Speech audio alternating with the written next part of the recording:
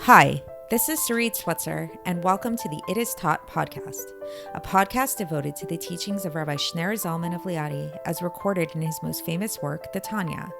My hope for this show is to make these teachings accessible and relatable to the average person, regardless of prior Jewish education or affiliation. The episodes follow the prescribed daily study portions and are meant to serve as practical lessons in how to live your life as your true self and develop an authentic and powerful relationship with your Creator. I have personally experienced the effects the study of this work has had on me, and I'm excited to share what I can of this knowledge with you. So please join me on this journey of learning, self-growth, and connection with your source.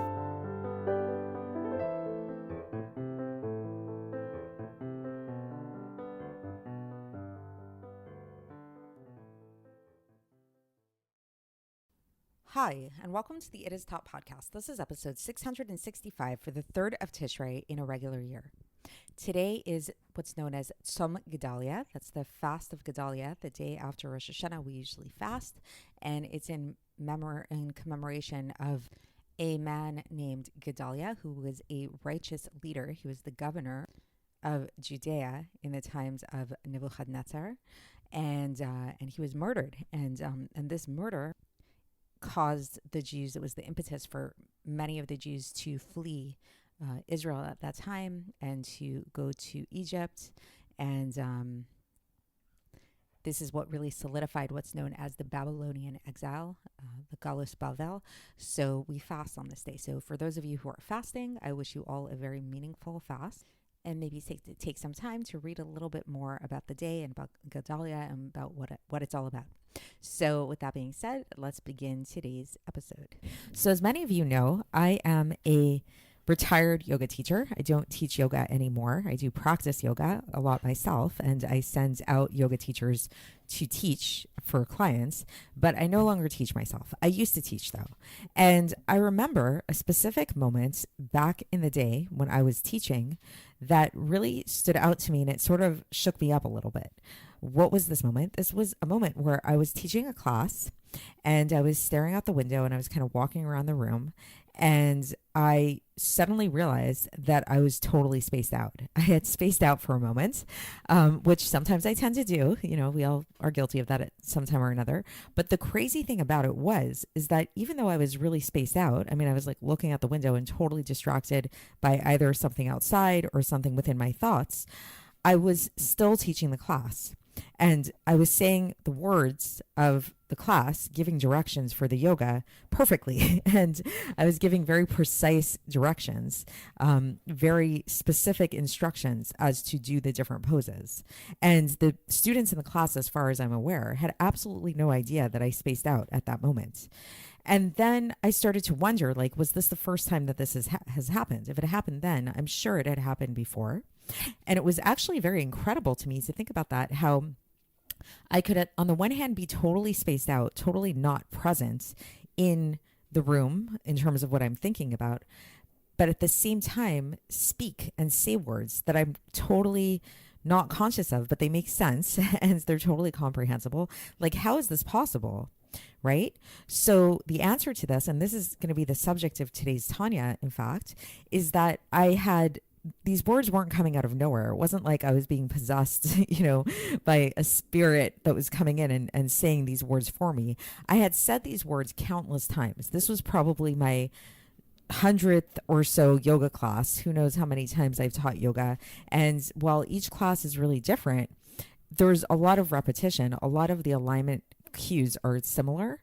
A lot of the ways, the meditations of how I get people into the mindfulness of the pose and what they need to focus on, the breathing, all of that is very similar. So these were words that I had said countless times. So I was kind of in this state of like an automaton, like just like saying them in this kind of like automatic way. It just kind of came out in a way that I didn't really have to be so conscious of at that time. We see this sometimes, the same phenomenon happen with actors, right? That you see actors in a play or in a movie or something like that, sure, they really want to get into the part that they're acting, but at the same time, there's a lot of other things going on in their mind. And at that point, they may have memorized their lines so well that it's like in the moment when they're actually speaking the lines out loud, all they're really thinking about is like a bunch of other things like don't blush, don't sweat, don't stammer, don't do that. But then the words themselves are coming out. You most likely have had this experience as well, where it's like you're saying one thing to somebody, but you're thinking about something else. Let's say you meet somebody for the first time and they ask you what your name is, and in your head you're like maybe feeling self-conscious or feeling really worried about what they think about you or whatever it is. Or maybe you're not in that kind of nervous way, but maybe you're just like kind of planning the day ahead of you and thinking about where you need to go and how you really need to end the conversation because you're in a big rush. But at the same time, you're having a conversation with them, and the person you're having a conversation with has no idea that this is what you're thinking, and you're actually able to carry on a whole coherent conversation. So what's this about? How is this possible? So this is possible because the words that you're speaking, the language that you're using, the sentences you're making up are found within your mind.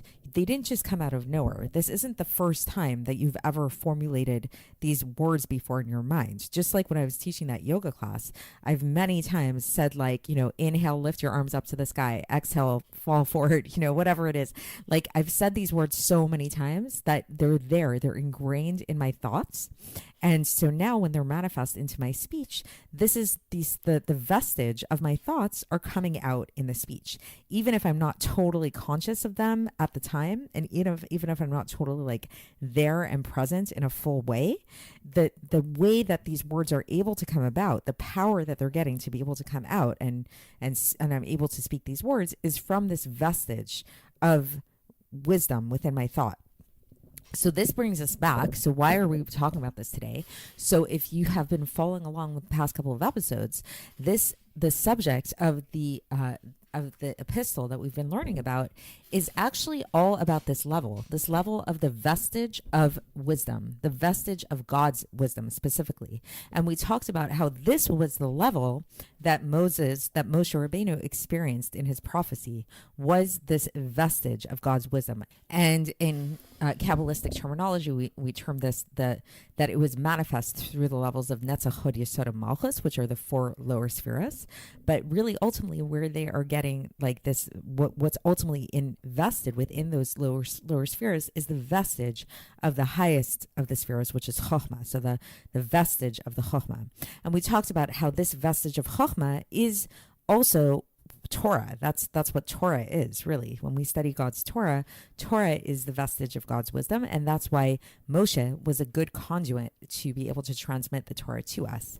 So today we are going to delve into this subject of the vestige of wisdom and what that means exactly. And the way that we're going to look at it is through language, through understanding the various components of language, the form of letters, the sound of letters, the letters themselves, as they are, and what that means. So I think we should just get into the text and kind of explain it as we go.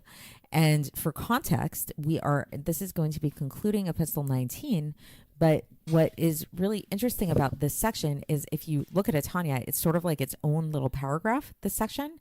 And through a little bit of research, I actually found out that this paragraph was actually added on much later. In the year 1900, the Alter Rebbe included this paragraph much later. So it was not originally included in the original epistle. So it's just interesting insight. So it's kind of like just like a little addendum to this epistle, giving us again an understanding. The purpose of it is to give us this understanding of what we mean when we talk about a vestige of wisdom, that's what Moshe experienced. That's what the Torah is. Like, what does this mean exactly? So we can come to understand it through understanding the way that we relate to language. So here we go. So the Alter Rebbe begins this section today, and he says that the letters that are revealed to us have three aspects to them. What are the three aspects of letters?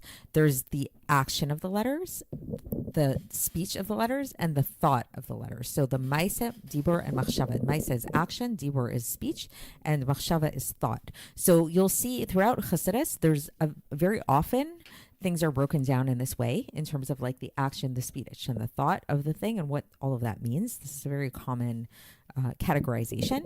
And so now to explain how this relates to letters and what that's about. So the Alter Rebbe says, what is the action of the letters? The action of the letters is the actual form of the letters themselves in the Ktav Ashuri. It's in the the Assyrian script that you find in the Torah scroll. So if you ever open a Sefer Torah and you see those like ancient looking Hebrew letters, those forms of the letters, like the actual calligraphy of the letters, that's what we call the action of the letters. That's like sort of like the lowest form. It's like this is the form, the substance of the letters themselves, right?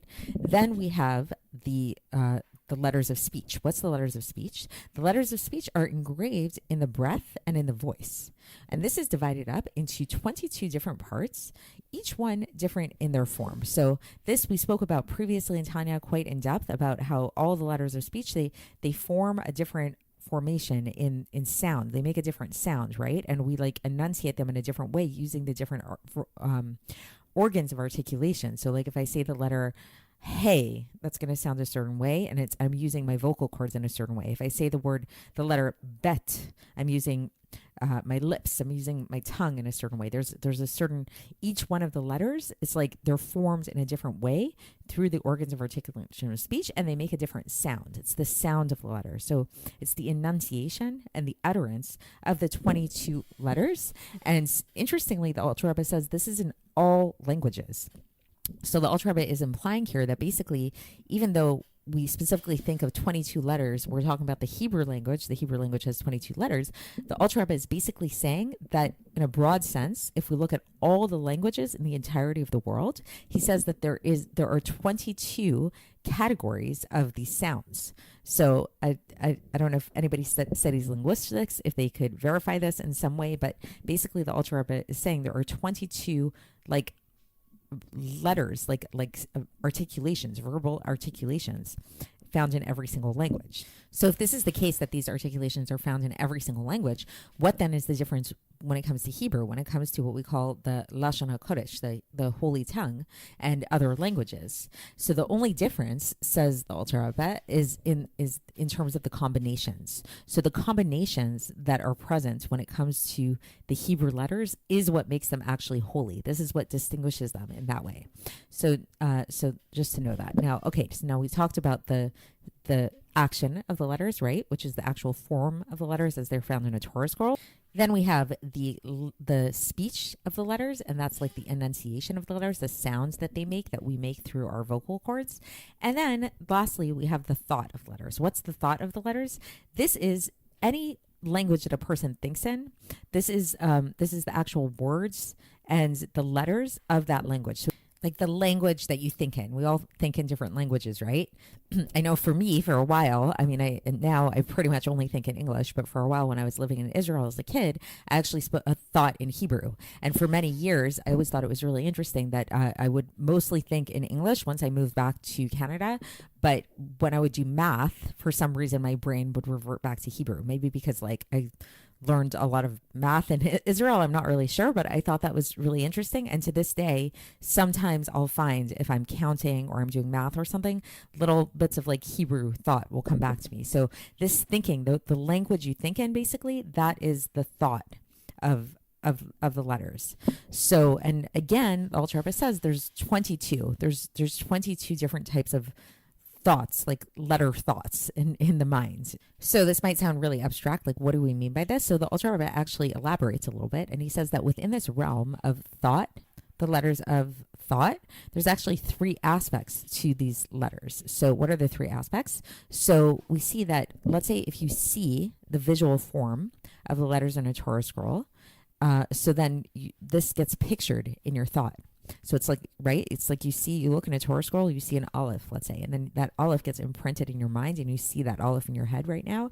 So that is what we call asiyah shabamachshava, the action in thought. So it's that level, because remember we said that the form of the letter is the maisa, the action of the letter. So now that form is now visualized in your mind, that is in your thought, but it's the action of the thought. And so too, okay, so now what happens if you hear the thoughts of the letters of speech? So let's say if somebody's speaking to you and you're listening to a lecture, you're listening to someone talk to you, whatever it is. So those letters of speech now go into your mind and you're hearing them and you're thinking about them. So this is what we call the dibur shava, the speech in thought. This is your speaking thought. Some people, the Alter Rebbe doesn't talk about this here, but it's something to mention.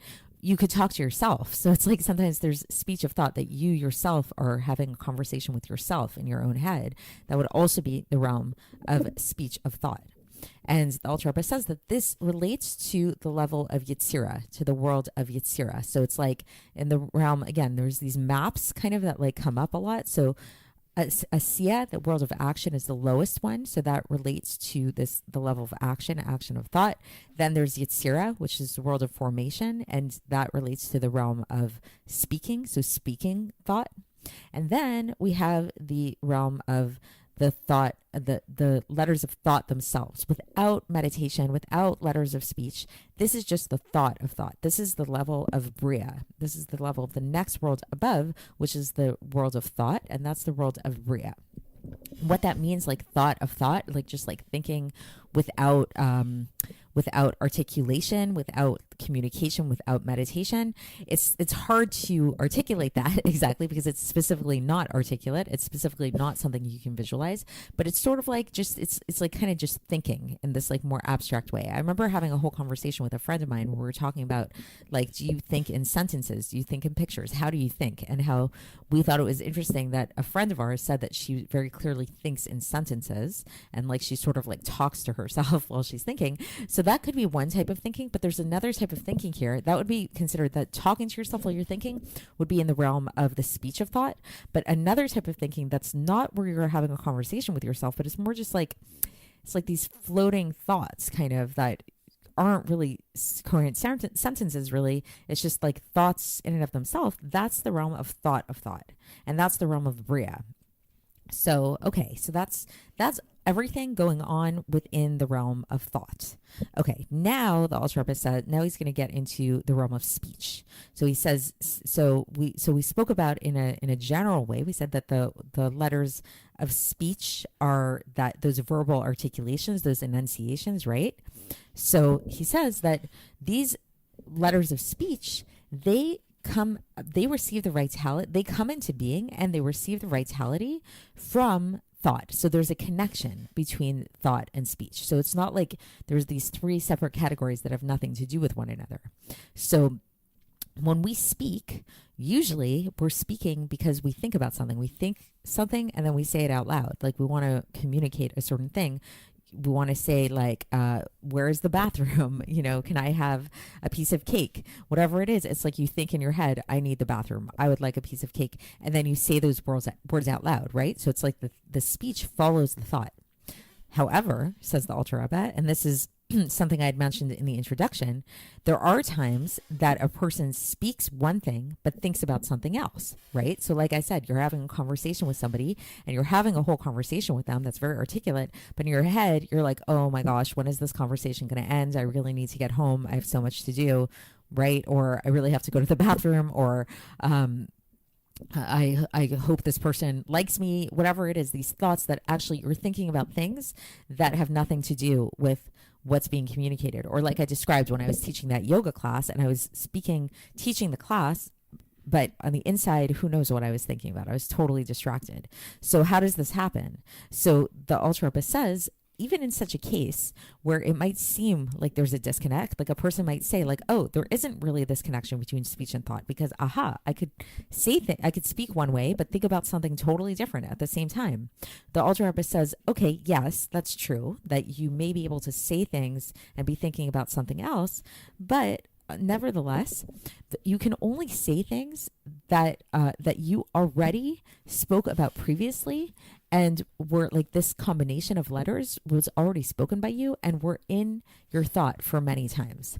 So again, so like that yoga class I taught, the only way that I was able to teach that yoga class in this very like automated way is because I had taught many yoga classes before that. If this was the first yoga class I ever taught, I highly doubt that I'd be able to, with such finesse, be able to just like glide through the class without actually being conscious of the words I was saying, right? Or so too, if you're having a conversation with somebody and you're thinking about something else, the only way you're able to talk and have a whole conversation is because these are words that are very familiar to you and that you've spoken many times. It's probably not going to be a time that you're going to say a new vocabulary word that you just discovered and read in a book somewhere but never said out loud, right? It's probably not going to be when you're having this like abstract, this very like spaced out conversation with somebody. So when a person is speaking, even if they're not fully present in what they're speaking and they're thinking about something totally different, the Alter Rebbe says that that's because at some point you did speak these words. At some point you did think about these words, and the combinations and these words and these combinations of letters, they left an imprint, a reshimu in Hebrew, or we can say a vestige, and they left an imprint, and the imprint of that thought is what entered into them many times, entered into that speech. And so through all of this is where the Alter Rebbe concludes and brings it back home, brings it all together. He says, all of this vestige of your thought, this is what we call the backside and the externality of the Netzach Hod Yesod from the supernal face that comes down here into the lower realm to be able to become his faculty of the mind and vitality. So very abstract note to end on, but it's, if you've been following along the past few episodes, hopefully it makes a little bit of sense that again, it's like basically this final product of speaking in a way that it's like you're not totally conscious, but like you're able to do that because the imprint of your thoughts and your speech is there. That is what we call the vestige of your thought. So, and this can help us relate a little bit on some level to what we've been talking about previously about what it was that Moshe Rabbeinu was able to experience and what gets transmitted to us from God's attributes through the Torah. So that's it for today, and we will continue tomorrow where we begin a new epistle, Epistle 20, and I'll speak to you then. Thanks for listening to the It Is Taught podcast, hosted by Sarit Switzer. This podcast is dedicated in loving memory of my maternal grandfather, Avraham Yitzchak ben Binyamin HaKohen of blessed memory. Music by Shoshana. If you enjoyed this episode and would like to support the show, please share it with others and subscribe on YouTube, Apple iTunes, Spotify, or wherever you listen to podcasts. And make sure to leave us a 5-star review. To find out more about the It Is Taught project, including more information on my soon-to-be published book, please visit our website, itistaught.com. To catch the latest from me, follow me on Facebook, Instagram, and Twitter. Looking forward to speaking with you tomorrow, and until then, have a great day.